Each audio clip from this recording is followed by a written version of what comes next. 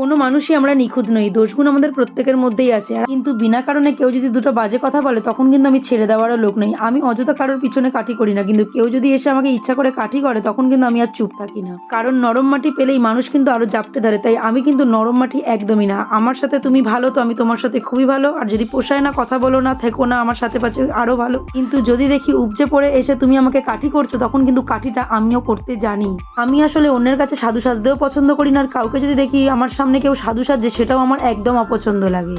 আর এদিকে আমি সকালবেলার ব্রেকফাস্ট সেরে রান্নার জন্য এখানে সমস্ত কিছু কাটা বাটা করে নিয়েছি, কারণ আমি ওই রান্না করতে করতে কাটতে বাটতে পারি না, কারণ আমি অতটাও পটু নই। আস্তে আস্তে হয়তো শিখে যাব, কারণ আগে আমি রান্না করতেও পারতাম না, কিন্তু এখন আমি রান্না করতে পারি। তো যাই হোক, এইভাবে শিখে গেলেই ভালো। আর এখানে রাতের সমস্ত কাজ সেরে এই জামা কাপড়গুলো বাইরে বার করে দেওয়ার পরেই দেখি কারেন্টটা চলে গেল। আমাদের এখানে হালকা হাওয়া হলেও কারেন্ট চলে যায় ঠিকই, কিন্তু কালকের রাতে খুব জোরেই এখানে ঝড় বৃষ্টি হয়েছিল। আর এখানে ঝড় বৃষ্টি হওয়া মানেই সোনা খাট থেকে নিচে নেমে শোয়, কারণ ও খুব ভয় পায়। আর এরাও একটু একটু ভয় পাচ্ছিল, তবে আমাদের এরা কিন্তু খুবই সাহসী। আর ইনি দেখো না, দাঁড়িয়ে দাঁড়িয়ে এখন ওখানে বাইরে মেঘ চমকানো দেখছে, ওটা ওনার ভালো লাগছে।